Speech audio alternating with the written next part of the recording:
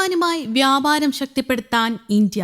അഫ്ഗാൻ വാണിജ്യമന്ത്രി അൽഹാജ് നൂറുദ്ദീൻ അസീസിയുടെ സന്ദർശനത്തിന് പിന്നാലെയാണ് ഇന്ത്യയുടെ സുപ്രധാന നീക്കം. ഇറാന്റെ ചാബഹാർ തുറമുഖം വഴിയും ഡൽഹി, അമൃത്സർ എന്നീ നഗരങ്ങളിൽ നിന്നും അഫ്ഗാൻ തലസ്ഥാനമായ കാബൂളിലേക്കുള്ള വ്യോമഗതാഗതം പുനരാരംഭിക്കാനാണ് വെള്ളിയാഴ്ച ധാരണയായത്. ഇതുവഴി ഇന്ത്യയും അഫ്ഗാനിസ്ഥാനും തമ്മിലുള്ള വ്യാപാര ബന്ധം കൂടുതൽ ശക്തിപ്പെടുത്താനാകും. ഗിൽജിത് ബാൾട്ടിസ്ഥാനിൽ പാകിസ്ഥാൻ നിയമവിരുദ്ധമായി അധിനിവേശം നടത്തിയതിനു ശേഷം അഫ്ഗാനുമായുള്ള വ്യാപാരത്തിനോ ഗതാഗതത്തിനോ വേണ്ടി ഇന്ത്യ പാകിസ്ഥാനെ ആശ്രയിച്ചിരുന്നില്ല. ഇത് അഫ്ഗാനുമായുള്ള ഇന്ത്യയുടെ വ്യാപാരത്തെ ബാധിച്ചിരുന്നു. പുതിയ കരാറിൽ ഒപ്പുവെച്ചതോടെ ഈ വിഷയത്തിൽ പരിഹാരമാകുമെന്നാണ് പ്രതീക്ഷ.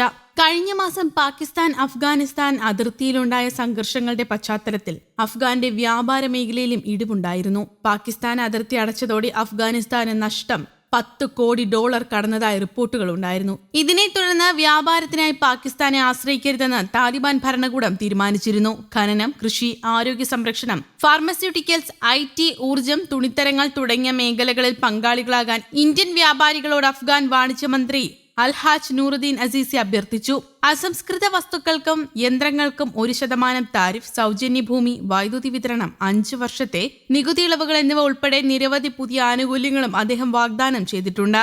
കാബൂൾ ഡൽഹി സെക്ടറിലും കാബൂൾ അമൃത്സർ റൂട്ടുകളിലും വ്യോമ ചരക്കിടനാഴി സജീവമാക്കിയിട്ടുണ്ടെന്നും ഈ മേഖലകളിലെ ചരക്ക് വിമാനങ്ങൾ ഉടൻ ആരംഭിക്കുമെന്നും അറിയിക്കുന്നതിൽ എനിക്ക് സന്തോഷമുണ്ടെന്നും കേന്ദ്ര വിദേശകാര്യ ജോയിന്റ് സെക്രട്ടറി ആനന്ദ് പ്രകാശും പറഞ്ഞിരുന്നു. ഉഭയകക്ഷി വ്യാപാര സഹകരണത്തിൽ മേൽനോട്ടം വഹിക്കുന്നതിനും പിന്തുണയ്ക്കുന്നതിനുമായി പരസ്പരം എംബസികൾ ഒരു വ്യാപാര അറ്റാഷയെ കൈമാറാനും ഇരുവരും സമ്മതിച്ചതായും ആനന്ദ് പ്രകാശ് കൂട്ടിച്ചേർത്തു. വ്യാഴാഴ്ച ഇന്ത്യൻ വിദേശകാര്യ മന്ത്രി എസ് ജയശങ്കറും വാണിജ്യ വ്യവസായ സഹമന്ത്രിയുമായ അസീസി കൂടിക്കാഴ്ച നടത്തിയിരുന്നു. ഓപ്പറേഷൻ സിന്ദൂറിന് ശേഷം ഇന്ത്യൻ വിമാനങ്ങൾക്ക് പാകിസ്ഥാന്റെ വ്യോമാതിർത്തി അടച്ചിരുന്നു. എന്നാൽ അഫ്ഗാൻ വിമാനങ്ങൾക്ക് പാകിസ്ഥാൻ വ്യോമാതിർത്തി അടച്ചിട്ടില്ലാത്തതിനാൽ ഹരിയാന അഫ്ഗാൻ എയർലൈൻസ് ഡൽഹിയിലേക്ക് യാത്രാ സർവീസ് നടത്തുന്നുണ്ട്. 2 പതിറ്റാണ്ടോളം നീണ്ട ആഭ്യന്തര യുദ്ധത്തിനു ശേഷമാണ് 2021 മുൻ റിപ്പബ്ലിക്കൻ സർക്കാരിനെ താഴെയിറക്കി താലിബാൻ അഫ്ഗാന്റെ ഭരണം പിടിച്ചെടുത്തത്.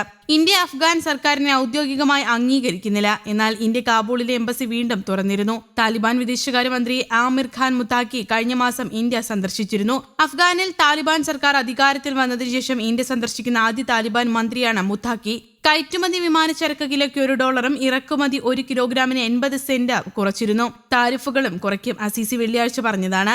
2 കാര്യങ്ങൾ പ്രവർത്തനക്ഷമമാക്കാനാണ് ഞാനിവിടെ വന്നിരിക്കുന്നത്. 1 വ്യോമ ഇടനാഴി, 2 ഇറാനിലെ ചാബഹാറിൽ നിന്ന് അഫ്ഗാനിസ്ഥാനിലെ സറഞ്ചിലേക്കുള്ള ഹൈവേ പൂർണ്ണമായി പ്രവർത്തനക്ഷമമാക്കാനും തടസ്സങ്ങൾ നീക്കാനും ഞങ്ങൾ ആഗ്രഹിക്കുന്നുവെന്നും അസീസി പറഞ്ഞു. US ഉപരോധങ്ങൾ നിലനിൽക്കുമ്പോഴും അഫ്ഗാനിസ്ഥാനെ അതിജീവിക്കാൻ സഹായിച്ചതിന് അഫ്ഗാൻ മന്ത്രി ഇന്ത്യയോട് നന്ദി പറഞ്ഞു. അഫ്ഗാനിൽ നിന്ന് പലായനം ചെയ്ത ന്യൂനപക്ഷങ്ങളോട് രാജ്യത്തേക്ക് മടങ്ങാനും അസീസി അഭ്യർത്ഥിച്ചു.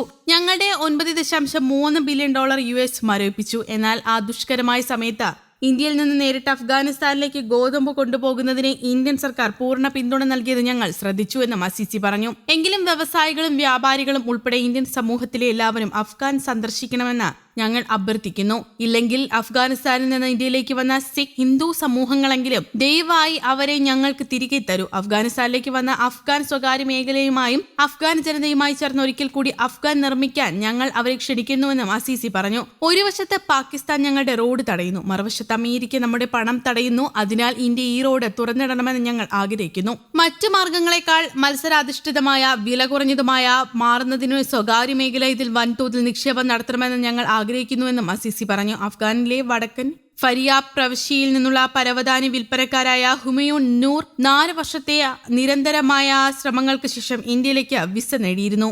News desk, Kerala Kaumudi.